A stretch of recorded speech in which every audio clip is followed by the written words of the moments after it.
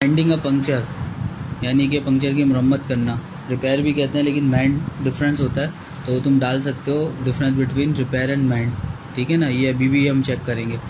Riding a bicycle is a joy, यानी cycle चलाना बड़ी खुशी की बात होती है। वैन वन इज़ यंग, जब कोई जवान होता है, बच्चा होता है जब, ठीक है ना। But this Joy suddenly vanish, लेकिन ये जो उनका खुशी होती है, मज़ा होता है, वो जल्दी जो है ना गायब हो जाता है। When the cycle you are riding gets puncture, जब जो साइकिल आप चला रहे होते हो पंक्चर हो जाती है। Suppose you are off from school, मान लेते हैं कि आप स्कूल से बहुत दूर ही पर हो, you are riding back home merrily, और घर भी आपका बहुत दूर है, वापसी आने में काफ़ी टाइम लगेगा।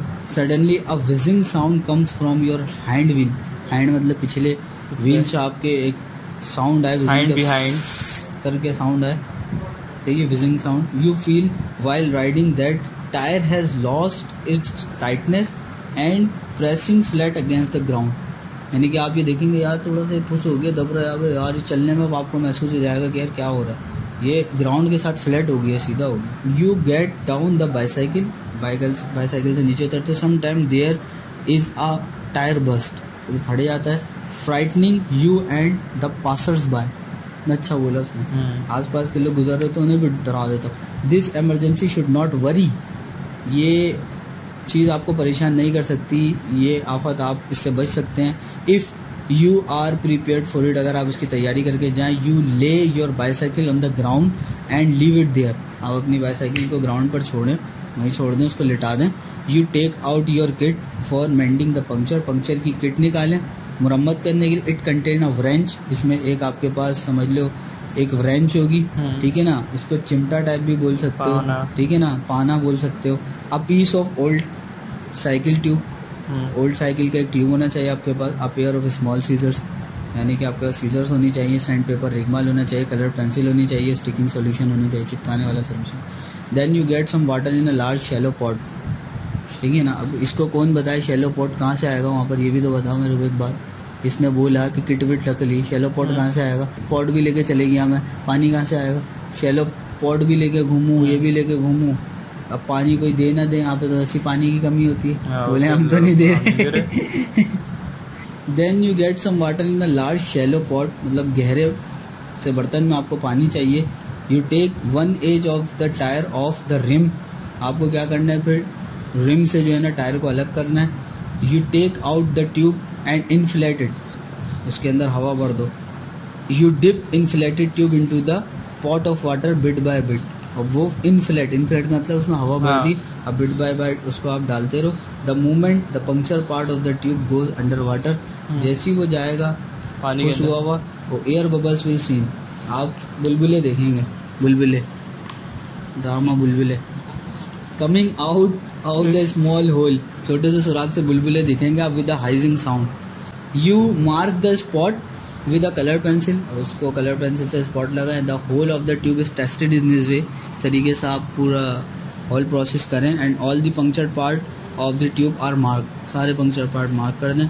यू डिफ्लेट कर दें ट्यूब को and let it dry, you deflate the tube and let it dry, फिर उसको आप जो है ना डिफ्लेट कर दें यानी खुश कर दें और उसको खुश्क होने दें। Then you take the sandpaper, अब आप रेगमाल लें and rub the tube at the puncture spot, puncture spot पे आप उसको जो है ना रगड़ें till the surface get rough, जब तक वो खुरदुरी ना हो जाए। You cut a piece from the old tube according to the size of the puncture, puncture के साइज़ के मुताबिक ओल्ड ट्यूब जो साइकिल के उसको काट के चकोर सा गोल सा आप ये रख लो, गोल सा वैसे ज़्यादा ना रखो, चकोर होगा ग्रिप अच्छी होगी।